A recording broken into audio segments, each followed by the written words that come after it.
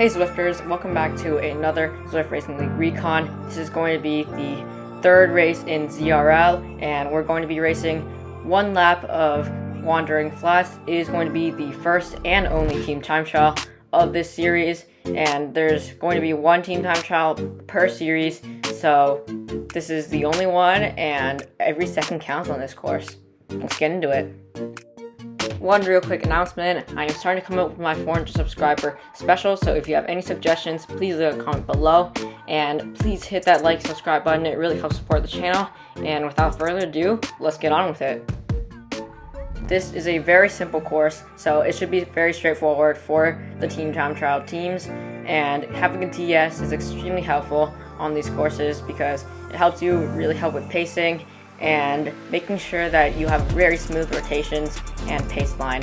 TT bikes are allowed in this team time trial, and while road bikes are still allowed, we'd highly recommend using a TT bike because it's going to be much faster since this course is pretty much pan flat. So we're going to get into the bike choice right after we go over the route.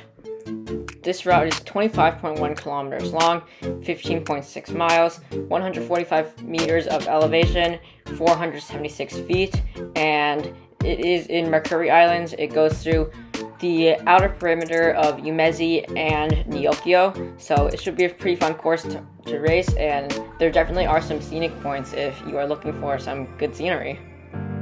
Draftable, the top three frames on this course are going to be the Scott Plasma RC Ultimate, Felt IA 2.0, and the Canyon Speedmax. So I'm going to bring up the Canyon Speedmax real quick because I don't actually own that bike. And this bike is the fastest on the flats, but the other two are much faster on the climbs and only 1 second slower on the flats. So I'd highly recommend purchasing the Scott Plasma RC or the Felt IA 2.0. They are both the same price, so there's no price difference between the two. Best wheel set is going to be the DT Swiss Arc disc wheel set by around 8 seconds on the Zip 858 disc wheel set. That's it for bike choice. Now back to the Recon. The race starts and ends on a slight descent, so when you're starting out on this race, make sure that you go decently slow to kind of get a small group going to really get into that TT position and make sure that the TTT goes as smoothly as possible.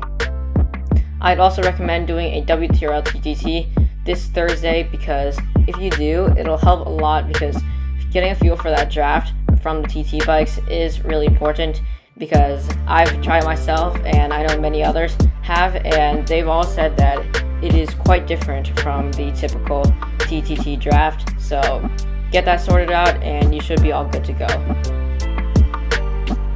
As I said earlier, this course is pretty straightforward, and there really is only one main part of this course, which is the small climb after you come out of the tunnel that bridges Umezi and Nyokio. So for the rest of the course, I'd highly recommend getting those rotations under control and really making sure that you have smooth rotations and give everyone a designated time for how long they're pulling for. Maybe even be strategical and have heavier riders pull more on this flat portion of the course, then have the lighter riders give it their all on that climb to really help to make the most out of the climb and the flats and the descents.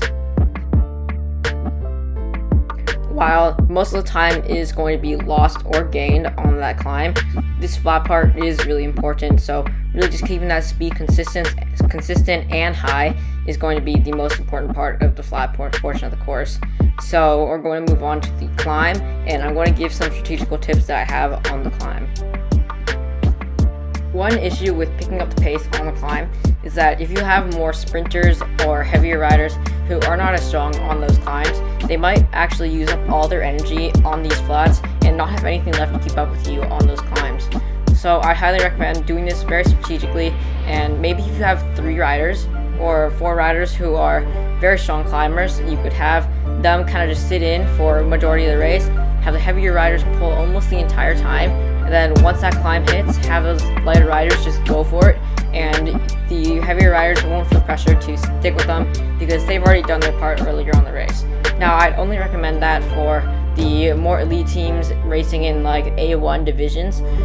For the rest of the majority of the teams, I'd recommend not going too hard on these flat parts, keeping a steady pace that you know you'll still have enough energy to give it a maybe 110% on that climb rather than 100% on those flat parts, because on the climb, that's going to be where all the time is going to be gained or lost, because it is a pretty long drag. I'd say around 5 minutes for most teams, and it's really vary based off of what category you are in and the level of your team in general.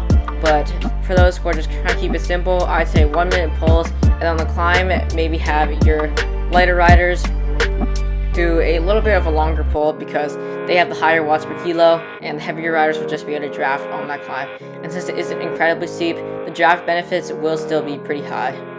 So we're getting onto that climb right now in this video recording. You can see that I am moving up through the riders. It's hard to kind of tell what a team time trial would be like because I am racing a regular just scratch race in this race. But right here you can see that if you look at my power graph, you'll see that it gets close to halfway before the red stops, which is when the climb ends. And most of the climb is around 4 to 5%. There's some flat bits here and there, and that is when you don't want to ease off too much, because I'd say 3 seconds or give or take could be lost on that flattest section if riders do end up easing.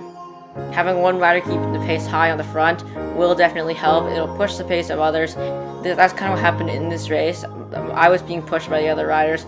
I felt the urge to stick with them. I knew that it would be tough, but I did it anyway. Giving it your all on that climb is going to help your team a lot, rather than saving some energy and still having some energy to sprint at the end. Having energy to sprint at the end is going to be completely useless because it is a downhill finish and you're going to get 3 seconds at most. On the climbs, you'll probably get 5 to 10 seconds with that same effort. And on the descent, make sure to keep that pace high, because if you look at this race, while it doesn't fully apply, you can see that there is one rider in a solo breakaway, and they are actually going to go ahead and have a around 7-second gap for most of this descent because they're actually pushing. The rest of us are kind of just chilling. So definitely have one rider at the front at all times, just drilling and keeping the pace high. Those could be heavier riders if you decide to save your heavier riders and have your whole team stay at a steady pace for the climb. Overall, this is a very straightforward course, and it is a great opportunity for those who love team time trials to get in their team time trial for Zwift Racing League, but I'd highly recommend doing a test for the TT bikes on this upcoming WTRL team time trial. I'll have that linked in the description below so you can check that out, along with Bradeley's videos. His are very in-depth, and I really enjoy his too, even though I make my own. But also check out the Zwift Insider post, and then next week we'll be back with Champs-Élysées, I'm not sure how to pronounce that, but Paris 7 laps, so tons of sprint points available there, 7 times, and you're going to get a lot of aero boost there, 50% chance of getting aero boost. So thanks for watching, everyone. Again, please do like and subscribe, and that's it for this video. Good luck on this race, and see you all next time, Zwifters.